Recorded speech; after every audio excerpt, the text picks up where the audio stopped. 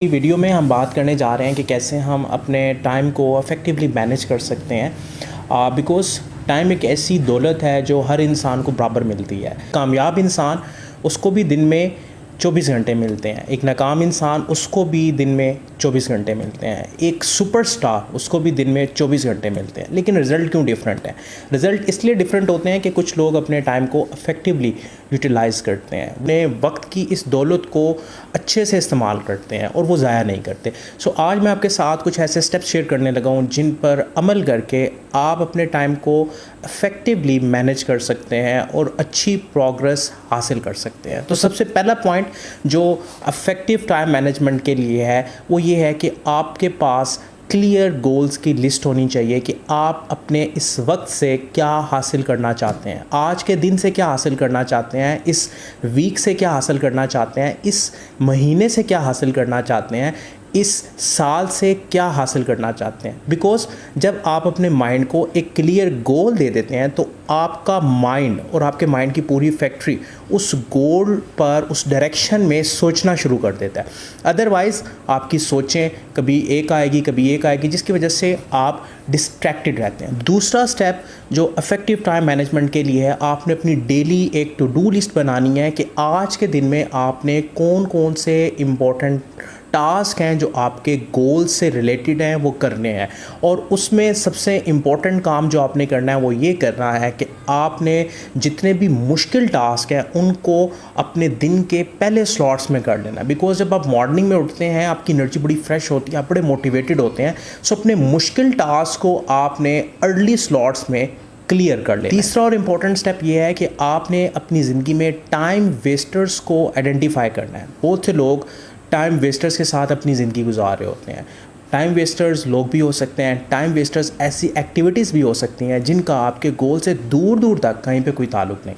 Time Wester activities, time Wester लोग आपके time को दीमक की तरह खा जाते हैं और आप वक्त की दौलत का सही इस्तेमाल नहीं कर पाते, आप उसे यूटिलाइज़ ही नहीं कर पाते। इसका मतलब कि उसका होना ना होना एक बराबर है। सो कामयाब और नाकाम लोगों में यही डिफरेंस है कि कामयाब लोग अपने लाइफ के तमाम इवेंट्स में से time wasted activities, time wasted लोगों को निकाल देते हैं और वो अपनी ज़िंदगी को गोल ओरिएंटेड बनाते हैं। सो आपने भी अपनी लाइफ में टाइम वेस्टेड एक्टिविटीज़ को, टाइम वेस्टेड लोगों को आइडेंटिफाई करना है और उनको अपनी ज़िंदगी से बाहर निकाल के फेंकना है, तभी आप अपने टाइम को इफ़ेक्टिवली मैनेज कर पाएंगे। उसके बाद जो चौथा स्टेप है वो टाइम ब्लॉक का है कि आप अब टाइम ब्लॉक के कॉन्सेप्ट को कैसे इस्तेमाल करते हैं।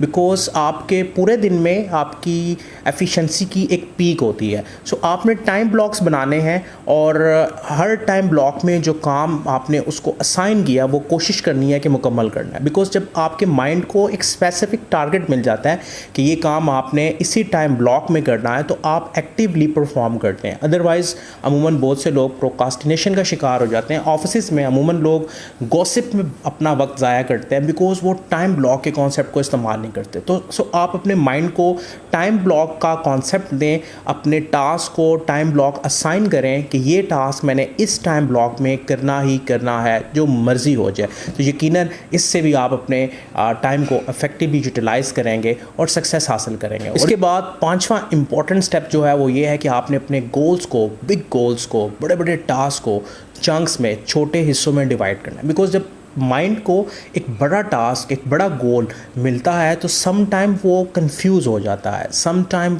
उससे समझ नहीं आती कि मैं कैसे कर पाऊँगा, सम टाइम वो उसकी मोटिवेशन कम हो जाती है। सो मोटिवेशन हाई रखनी है, उस गोल को अचीव करना है तो उसके लिए आपने उसको छोटे छोटे हिस्सों में तकसीम करना है ताकि आप आसानी से वो एक्शन स्टेप उठा सकें। फॉर एग्जाम्पल अभी मेरे हाथ में अगर ये पेन है तो इस पेन को मैं आसानी से उठा सकता हूँ, रख सकता हूँ, उठा सकता हूँ, रख सकता हूँ। लेकिन अगर मुझे कोई कहे कि एक बड़ा टेबल है और उसको आपने उठाना है तो मैं सोचूंगा कि इतना वज़नी टेबल मैं कैसे उठाऊंगा।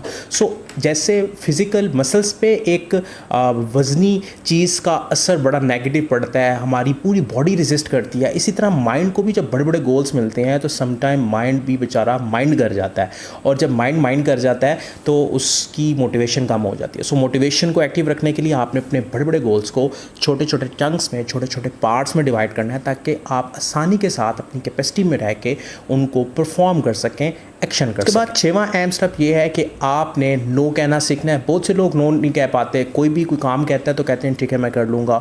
किसी दोस्त की कॉल आ गई और आप अपने किसी इंपॉर्टेंट टास्क को कंप्लीट करना चाह रहे हैं, लेकिन उस दोस्त की कॉल की वजह से आप उसे नो नहीं कह पाए और आपने 1 घंटा उसके साथ गॉसिप में अपना वक्त ज़ाया कर दिया। कैसे दूसरों को नो कहना है, कैसे आपने अपने काम को प्रायोरिटाइज करना है, फोकस रहना है, इसके लिए आपने नो कहने की साइंस को सीखना है। बिकॉज बहुत से लोग नो नहीं कह पाते, जिसकी वजह से वो अपने टाइम स्लॉट्स को, अपने टाइम ब्लॉक्स को लीक कर देते हैं और उनकी प्रोडक्टिविटी कम हो जाती है। सो टाइम मैनेजमेंट में आपने कैसे दूसरों को नो कहना है, आपने फोकस्ड रहना है, आपने प्रायोरिटाइज़ किए हुए कामों को पहले करना है, ये बड़ा इंपॉर्टेंट है। तो हम लोग नो कहना सीखते नहीं हैं, जिसकी वजह से ऐसे काम, ऐसी कॉल्स जिनकी ज़रूरत नहीं होती उनको भी अपने साथ ले लेते हैं और इसी बोझ के साथ चलते जाते हैं, जिसकी वजह से अल्टीमेटली हम थक जाते हैं, हमारी मोटिवेशन कम हो जाती है। सो आपने नो कहने की आर्ट सीखनी है और इसको अपनी लाइफ में इस्तेमाल करना है, तभी आप इफेक्टिवली अपने टाइम को मैनेज कर पाएंगे। Final and the last step, आपने रिफ्लेक्ट करना है, रिव्यू करना है